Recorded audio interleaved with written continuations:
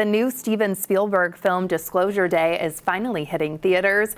The new mystery thriller stars Emily Blunt, Josh O'Connor, Coleman Domingo, and Colin Firth. And it's a story built on strange sightings, eerie symbols, and the question of what we're not being told. And since the Seattle area has its own history of unexplained phenomena, we had to bring in local UFO enthusiast Steve Edmiston.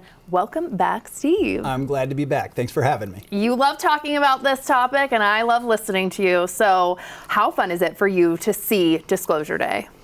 Well, I got to see it on Monday, and I can't spoil it, but it's a fantastic movie.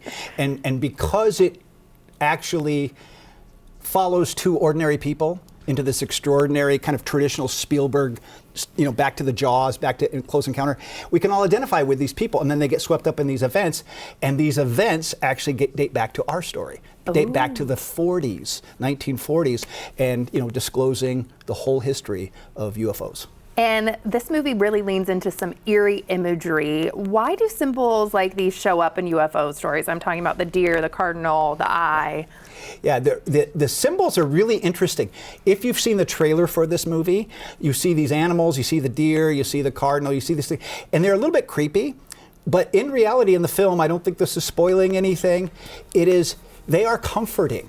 They are really, truly, interestingly involved in the story, and they are actually comforting characters we like, which I was like looking back and go, Spielberg really took on animals in Jaws.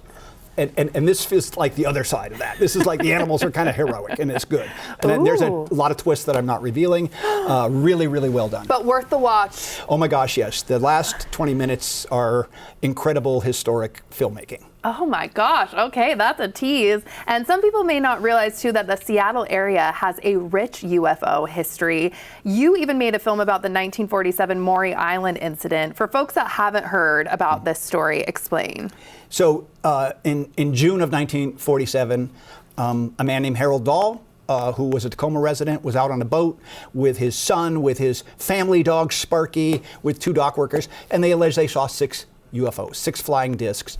That's the Maury Island incident. Incredible story, tragic story. One of them, one of the UFOs rained slag down, killed the family dog Sparky, burned the son's arm. So it's a really incredible story.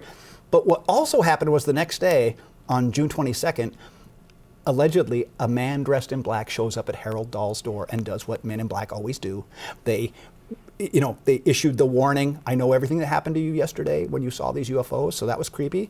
And then you better not talk about it or bad things will happen to you. So introducing into our culture, true, not true, doesn't matter. That incident in 1947 introduced everything we now know about the Men in Black, from X-Files to the Men in Black franchise, all came from this story in 1947.